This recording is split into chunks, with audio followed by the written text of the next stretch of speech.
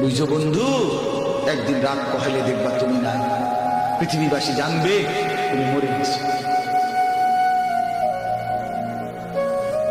পৃথিবীর তখন আলো ফুটবে, চাঁদও উঠবে, সিএনজিও চলবে, অটোও চলবে, দোকানপাট সবই চলবে। এই পৃথিবীর ওই হুল্লুর হুলুস্থুল ব্যস্ততা, ধোঁকাবাজ এই দুনিয়া, কেউ থামবে না, শুধু তোমারে কবরে পাঠায়। ধোঁকাবাজ এই দুনিয়া প্রতারক, এই দুনিয়া কেউ থামবে না। সামনের সিএনজি অ্যাক্সিডেন্ট করলো, পিছনের সিএনজি থামে না, ছাড়ি দিয়ে যায়।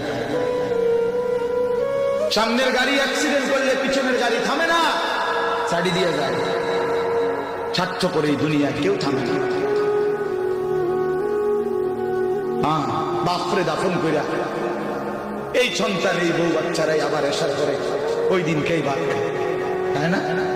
পেট বইরা লগের ঘরের থেকে আর আইন্দা আনছে, এরা ঠিকই পেট ভরে খায়।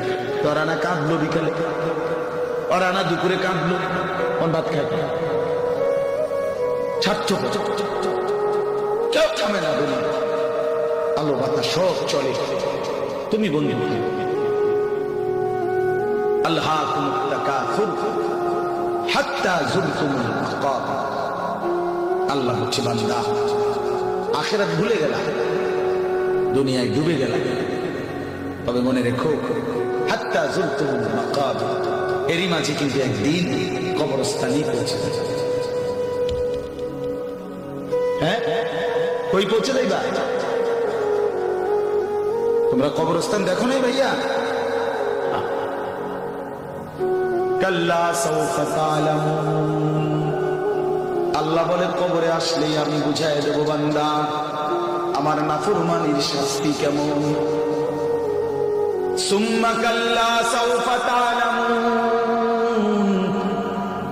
আবার নাফরমান হাসরের ময়দানে আসলে আমি আবার বুঝাই দেব আমার অবাধ্যতার শাস্তিটা কি।